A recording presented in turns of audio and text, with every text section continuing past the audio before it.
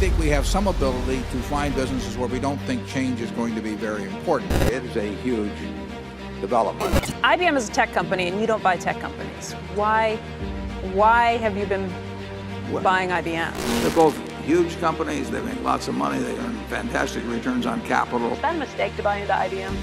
Well, I don't think so, but it could be. That would have been a very, very long shot for me, and I've underestimated the brilliance of the execution. Apple has an extraordinary consumer franchise. Apple's a different kind of business than IBM. They're both tech, obviously.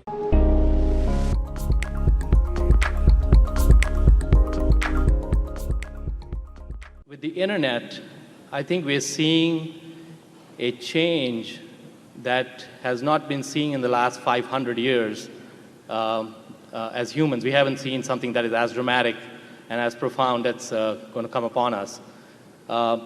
If, let's say, a John Doerr at Kleiner Perkins approached you and said that they were starting, let's say, $1 billion early stage or later stage internet investment fund that Kleiner would manage, would you consider that? Would you consider participating in that investment to be within your circle of competence if it were offered at terms that looked attractive? I agree with the first part of what you said. I mean, I'm not sure that it'll necessarily will be the most important thing in the last 500 years in the commercial world, but it could well be. And if it isn't, it's right up there. I mean, it is. We talked about this last year and maybe even the year before. I mean, it is a huge development. But and I would say that Charlie and I both understand the process of early investment / promotion probably as well as anyone. We haven't participated in it. There's certain things we don't even like about it, but we do understand it, right, Charlie? And I would say that no, we would not have an interest in investing in the fund. We do not necessarily regard the internet. There's no question if you're in the early stages of promotion, and particularly if you've got a reputation as a successful in that, but in this case it wouldn't make much difference because the whole field has gone wild. You will make a lot of money selling to the next stage and the next stage and the next stage. But in terms of picking out businesses that are going to do wonderfully as businesses, not as stocks for a while, but as businesses, I don't think it's necessarily so easy in the internet world. And I would say that if you were to ask some very top names in the field to name the next 5 companies out of the chute, or the next 10 companies out of the chute, and predict that one of them will earn, say, the $200 million I used as a threshold 6 or 7 years from now, I'm not so sure if they gave you a list that they would name a single one. That doesn't mean they might not make a lot of money by being early investors in them because they sell out to the next group and so on. But in the end, they have to succeed as businesses. And if few will succeed as businesses, the internet will have a huge impact on the world, but I'm not so sure that makes it an easy investment decision. Charlie? Well, at least it's not an easy investment decision for us, and that's what we're looking for. We think we have some ability to find businesses where we don't think change is going to be very important. We think we know in a general way what the soft drink industry or the shaving industry or the candy business is going to look like 10 or 20 years from now.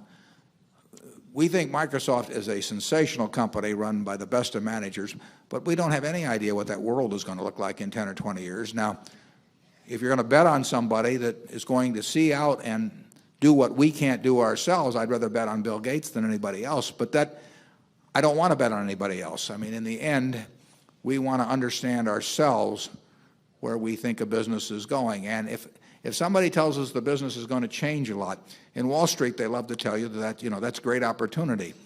They don't think it's a great opportunity when Wall Street itself is going to change a lot, incidentally. But it's a great opportunity. We don't think it's an opportunity at all. I mean, it scares the hell out of us because we don't know how things are going to change. We are looking, when people are chewing gum, we have a pretty good idea how they chewed it 20 years ago and how they'll chew it 20 years from now. And we don't really see a lot of technology going into the art of the chew, you know. But, so that, as long as we don't have to make those other decisions, why in the world should we? I mean, you know,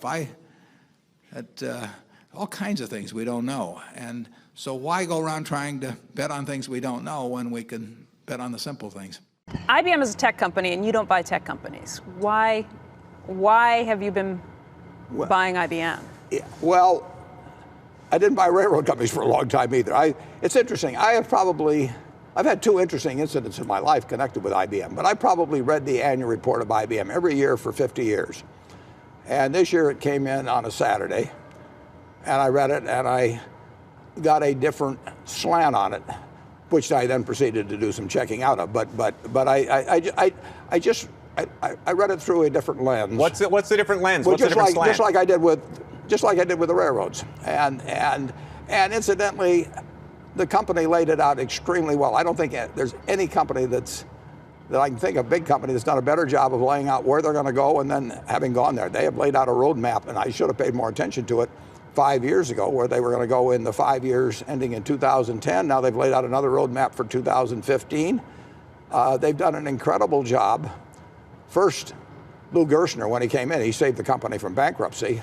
I read his book a second time, actually, after I read the annual report then. Who Said Elephants Can't Dance? I read it when it first came out, and then I went back and reread it.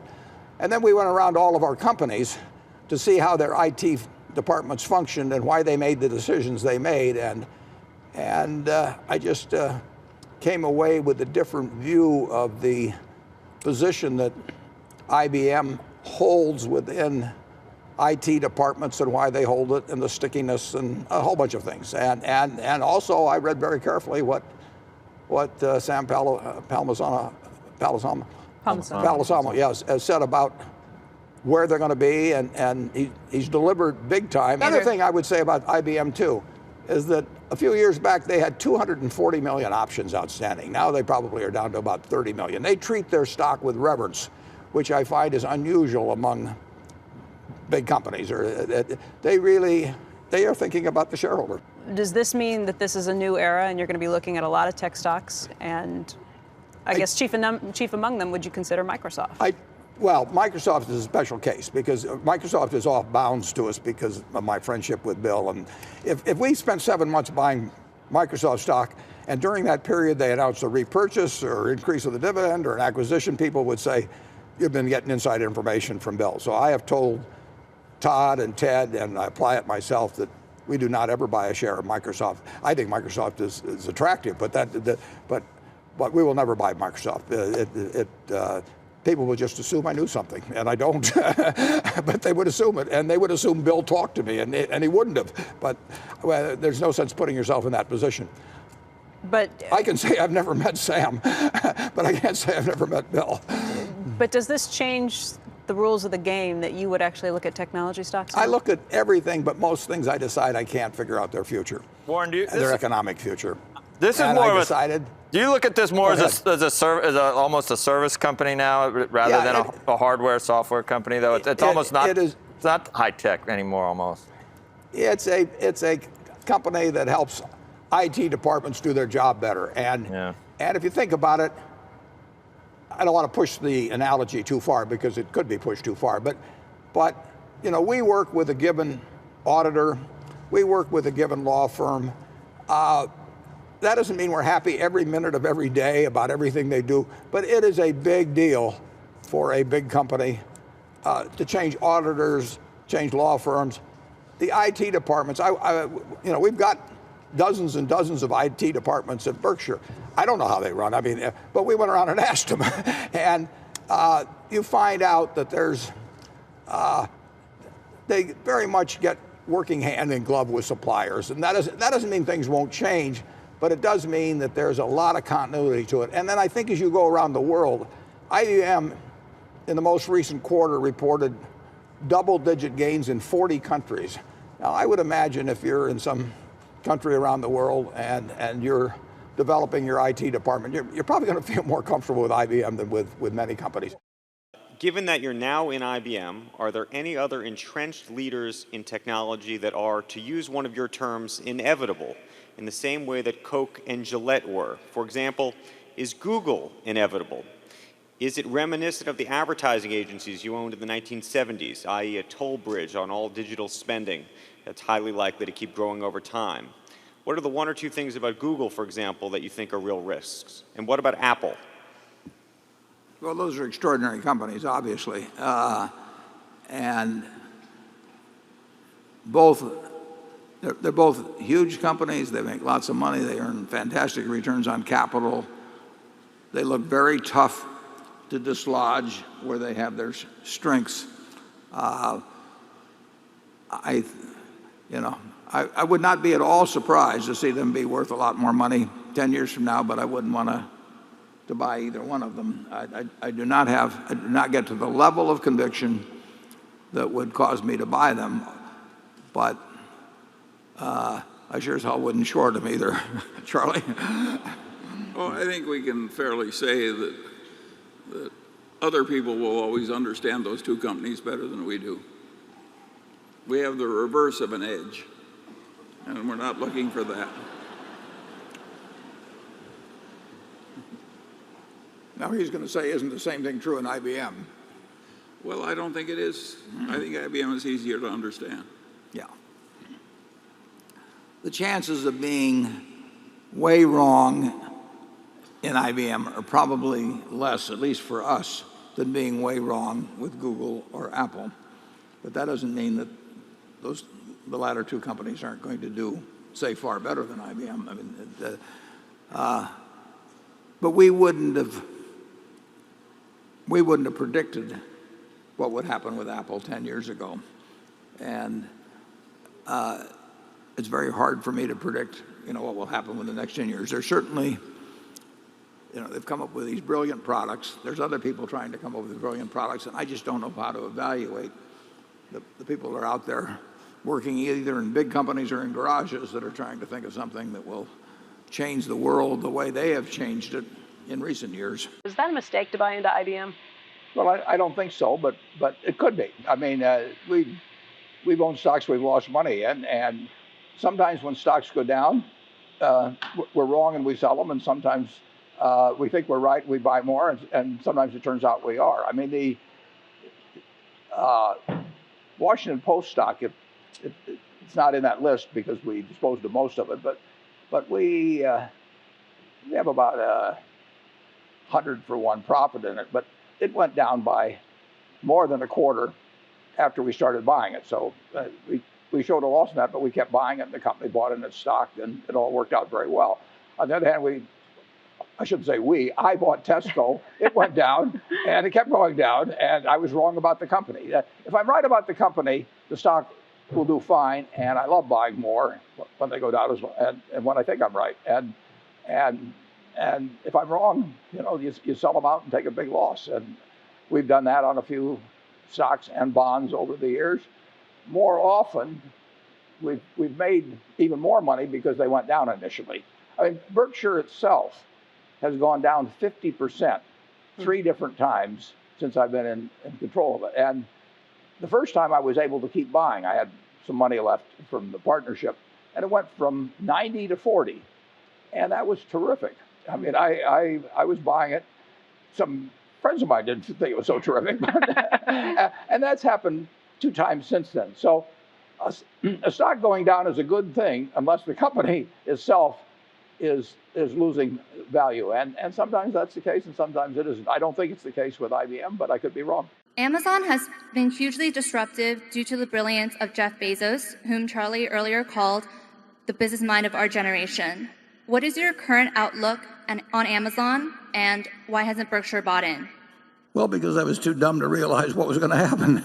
Even though I admired Jeff, I've admired him for a long, long time and watched what he was doing, but I did not think that he could succeed on the scale he has, and I certainly didn't even think about the possibility of doing anything with Amazon Web Services or the cloud. So if you'd asked me the chances that while he was building up the retail operation, that he would also be doing something that was disrupting the tech industry, that would have been a very, very long shot for me. And I've underestimated the brilliance of the execution. I mean, it's one thing to dream about doing this stuff online, but it takes a lot of ability.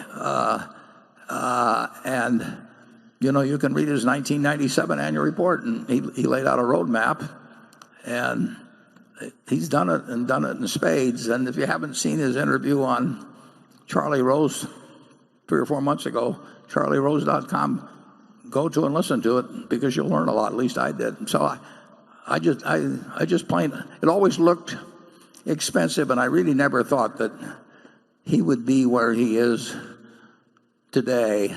I thought he was really brilliant, but I did not think he would be where he is today when I looked at it 3, 5, 8, 12 years ago, whenever it may have been. Charlie, how did you miss it? It was easy. What was done there was very difficult, and it was not at all obvious that it was all going to work as well as it did. I don't feel any regret about missing out on the achievements of Amazon, but other things were easier, and I think we screwed up a little. No. We won't pursue that line. Well, I meant Google. Well, we missed a lot of things. Yes. We missed a lot of things. And we'll keep doing it. Yeah. And we'll have a Luckily, we don't miss everything, Warren. That's our secret. We don't miss them all. You have said smartphones are too smart for you.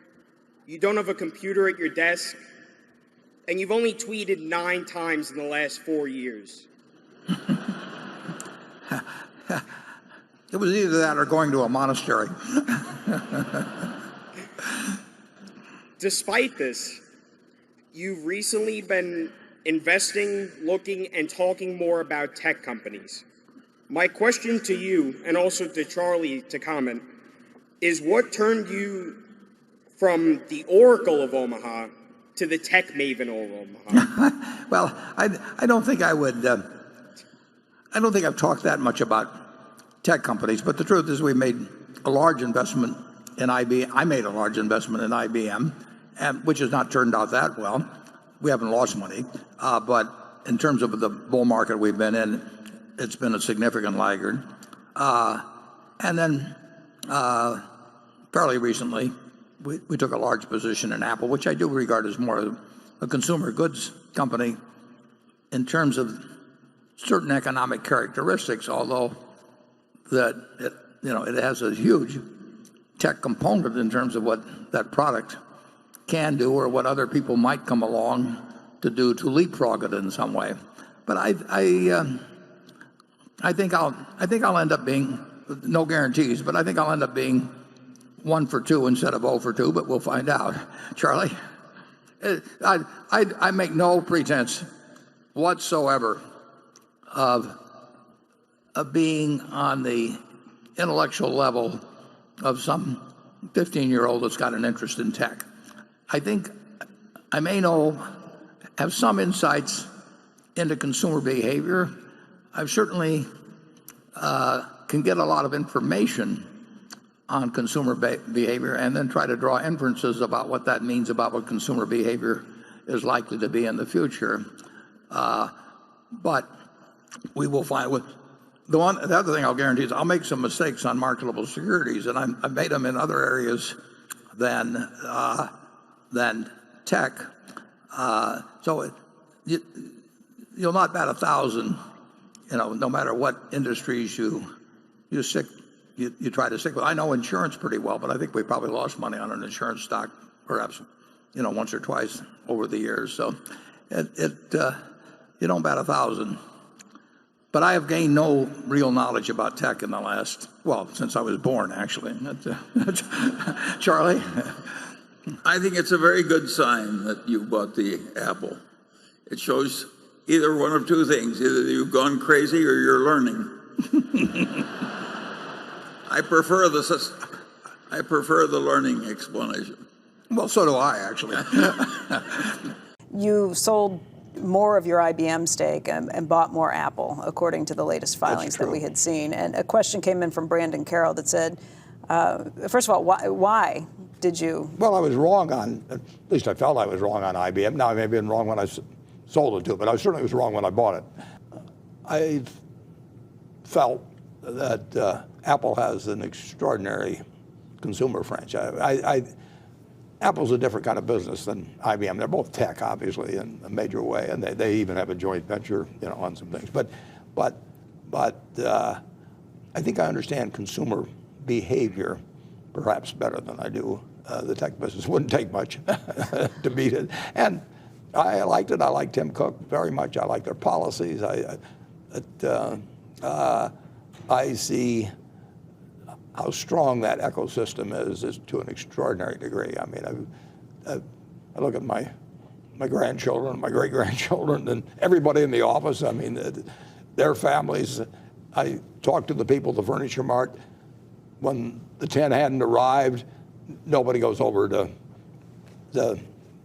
buy an Android. I mean, you are very, very, very locked in, at least psychologically and mentally, to the product you're using. I mean, you got all kinds of stuff up on there. It's a very sticky product. That was sort of the same thing you said about IBM when you were first buying it, that corporations that had bought into it, they were kind of stuck with it, that it would be what they were using because it was too hard to get off of a system like that. And by the way, IBM recently just finally showed an increase in revenue for the first time in like 27 quarters. Well, but it was the foreign exchange went with them, and it was the introduction of a new piece of hardware. I mean, actually, they weren't up, except for those two factors. But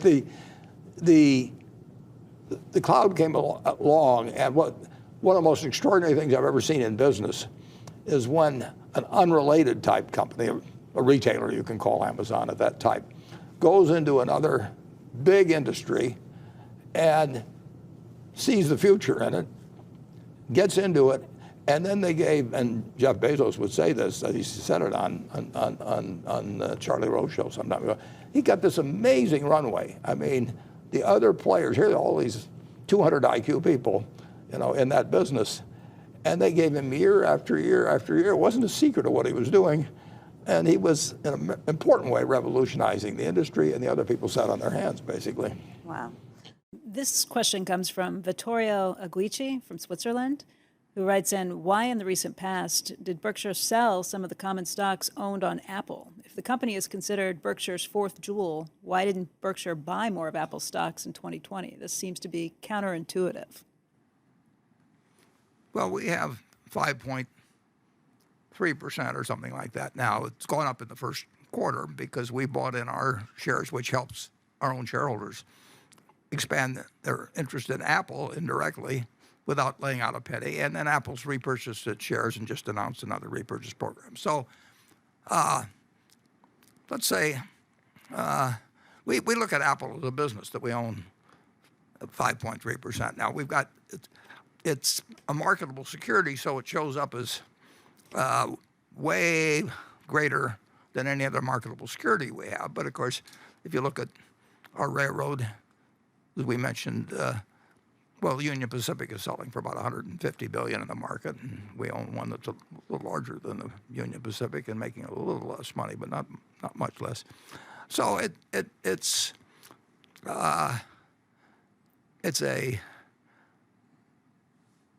an extraordinarily Apple.